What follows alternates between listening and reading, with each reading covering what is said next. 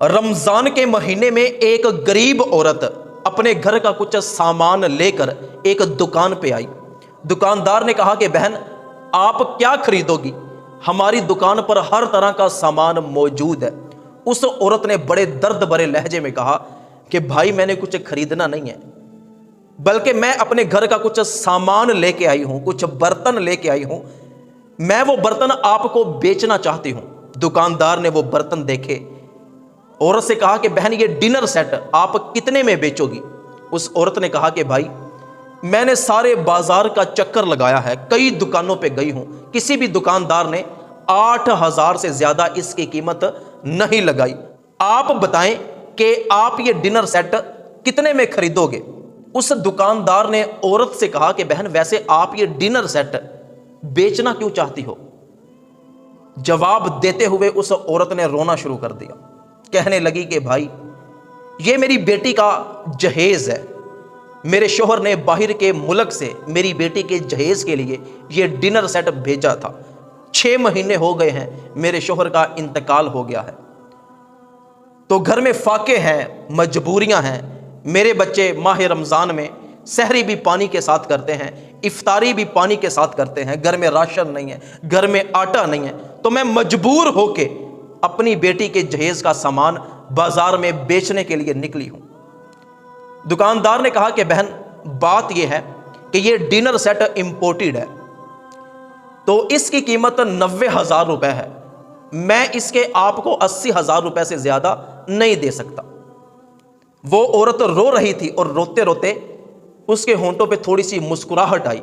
वो दुकानदार से कहने लगी कि भाई, आप मेरे साथ मजाक कर रहे हो? दुकानदार ने कहा कि बहन, मैं आपसे मजाक क्यों करूंगा?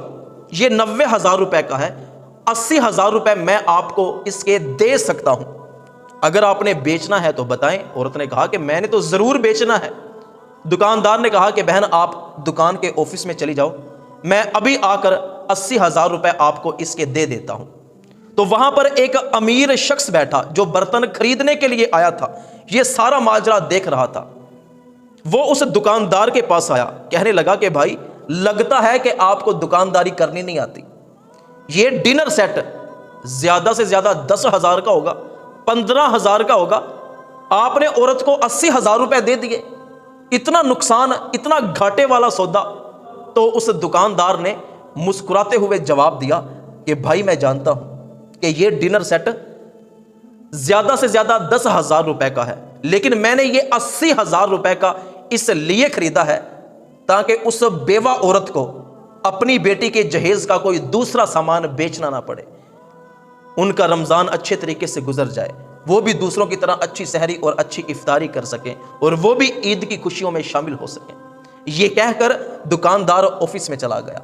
तो वो अमीर शख्स सोचने लगा कि मैंने इस महीने रमजान में कई लाख रुपए बैंक से निकलवा के घर में रखे हैं, ताकि मैं इस महीने में कारोबार नहीं करूंगा, सुकून से बैठ के रोजे रखूंगा, नमाज पढ़ूंगा, कुरान की तिलावत करूंगा, एतकाफ बैठूंगा और लोगों की इफ्तारियां करवाऊंगा।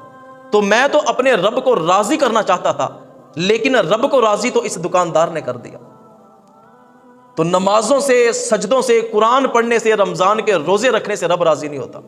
आप लाखों रुपए की इफ्तारियां करवाते हैं, अल्लाह ने आपको दिया है, आप लाखों रुपए की इफ्तारी करवाते हो, आप घर में बैठ के सुकून से रोजे रख रहे हो, कुरान पढ़ रहे हो, नमाजें पढ़ते हो, आप एतिकाफ पे भी बैठ जाते हो, लेकिन आपकी हमसायगी में कोई बेवा औरत है जिसके बच्चे पानी से सहरी करते हैं और पानी से इफ्तारी करते हैं, जिसके घर में राशन नहीं है, आटा नहीं है, और वो राशन के लिए, आटा खरीदने के लिए अपने घर का सामान बेच रही है, और आप उसी की हमसायगी में देगे पकाकर इफ्तारी के नाम पे तकसीम कर रहे हो और अपने घर में इफ्तारी की दावतें करवाते हो, तो अल्लाह आपसे कभी राजी नहीं होगा। क़यामत के दिन जरूर आपसे पूछ होगी कि आप हजारों लाखों रुपए की इफ्तारी मस्जिद में करवाते थे, आपकी हमसायगी में यतीम बच्चे, बेवा औरत जो पानी के साथ रोजे रखते थे और पानी के साथ रोजे इफ्तार करते थे, तुझे कभी ख्याल नहीं आया? तो अल्लाह राजी कब होगा कि अगर आपने मस्जिद में इफ्तारी करवानी है, घर में इफ्तारी की दावत करवानी है, आपने इफ्तारी के नाम पे देगे तकसीम करनी है, तो पहले जरा अपने मोहल्ले में देखो कौन बेवा औरत है, कौन यतीम है। कि कोई ऐसा तो नहीं है जो पानी से सहरी करता है और पानी से इफ्तारी करता है। کوئی ایسا تو نہیں ہے جس کے گھر میں کھانے کے لیے روٹی نہیں ہے، راشن نہیں ہے، تو پہلے آپ اس کے گھر تک راشن پہنچائیں، روٹی پہنچائیں۔ اعتکاف پر بیٹھنے سے کہیں زیادہ ثواب ہے، روزہ رکھ کے قرآن پڑھنے سے، نوافل پڑھنے سے کہیں زیادہ ثواب ہے کہ آپ رمضان کے مہینے میں کسی کی مدد کرو، کسی کے گھر میں راشن پہنچاؤ، کسی کے گھر میں آٹا پہنچاؤ، تاکہ وہ بھی رمضان اچھے طریقے سے گزار سکے اور عید کی خوشیوں میں شامل ہو سکے۔